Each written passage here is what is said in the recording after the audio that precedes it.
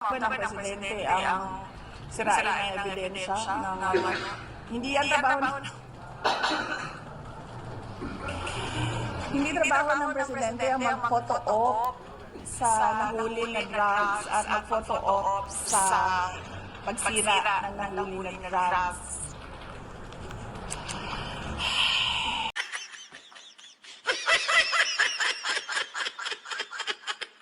Po pinunan ni Vice President Sara Duterte yung pag-lead ni Pangulo sa incineration ng drugs sa Tarlac, sa Capas Tarlac. And sabi po niya, hindi trabaho ng Presidente ang pag-photo ops sa nahuli na drugs at mag-photo ops sa pagsira ng nahuli na drugs. Kasi maganda sa paper, maganda sa picture, hindi ganoon. Dapat paniguraduhin mo na gumaganda ang buhay ng bawat Pilipino. Ano po yung masasabi ng palasyo dito? Ang Pangulo ay gumising ng maaga kahapon. Pumunta sa Tarlac, nagtrabaho, nagutos, hindi nagbakasyon, at binantayan ang pagkasira ng illegal na droga. Nais ng Pangulo na masawata ang ang illegal na droga sa ating bansa.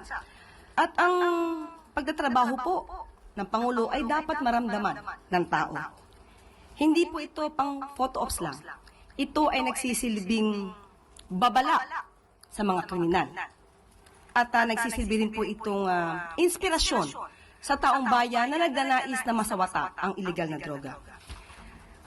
Mas maganda po siguro talaga na pasinayaan at makita mismo ng Pangulo ang pagsira sa mga illegal na droga na ito kesa po walang gawin sa mga nawalang illegal na droga sa magnetic lifter. Kailan nga po ito nawala? 2018? Yan.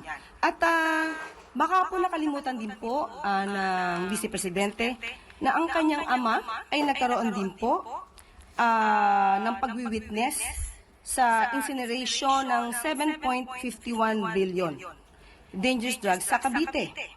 Ito po, baka po nakalimutan niya po ito. Baka pwede nating palakihan. Kailan po ba ito? Wait lang. 2020 lamang. So, baka nakalimutan po ito ni Vice Presidente. So, ang pagtatrabaho po naman ay hindi dapat itago. Dapat nakikita ng taong bayan. Dapat nagre-report ang Pangulo sa taong bayan.